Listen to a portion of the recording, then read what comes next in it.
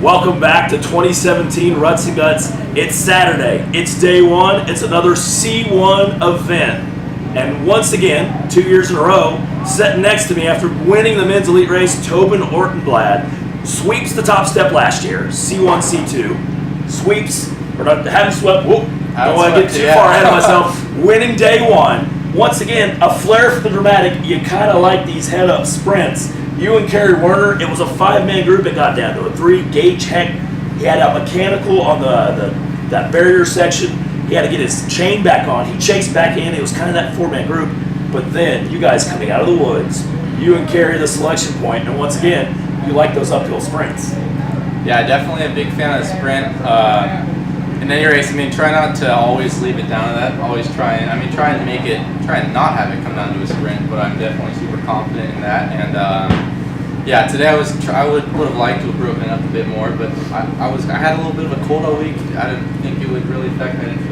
I didn't feel like totally at 100, but I felt like I could win a sprint, so I wasn't trying to go and flog myself all day because I knew I didn't really have it. So early on in the race season, you win 7 out of 8 UCI events between September 29th and October 22nd. But then you had a couple races that didn't feel as good. They have the top level finish. Suddenly there was the rumors, what's wrong with Tobin? Nothing's wrong with Tobin. You come back, you have that second place finish at the Pan Am. Yeah. Then you roll up, you go out to the West Coast.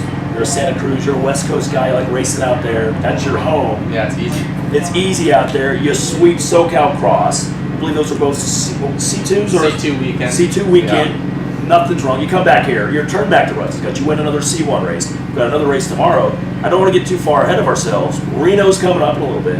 Are you going to make any trips over to Europe coming up? We'll be over in Europe in mid-January for the last World Cup and Worlds. From here on, we've got tomorrow. We've got next weekend in Texas. And then I live in Santa Cruz. That's far as from Reno. We probably might go look at the course a little bit, do some training up there because we can. Yeah. And yeah, just a big focus on nationals for sure. So this is type of weather that's a normal winter day. It's not a winter day in Oklahoma. 70 degrees. Got the sweat rings on my Colorado Classic. Had to prove it. It was kind of hot. Did you?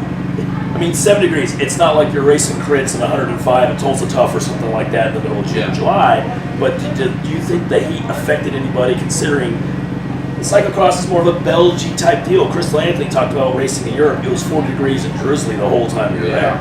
So do you think the heat maybe affected anything, or was it kind of nice weather? It's just nice weather today. Yeah, it was kind of hot in the sun for sure, and we're sweating. You got to drink a little more, and some guys had bottles on their bikes, but I don't think it was as gnarly as the releases and stuff for guys who are, just totally governed. There's a cap on their efforts. Everyone could go super hard. It was just a nice day of racing. Last year was fun though in the mud. Yeah, for sure.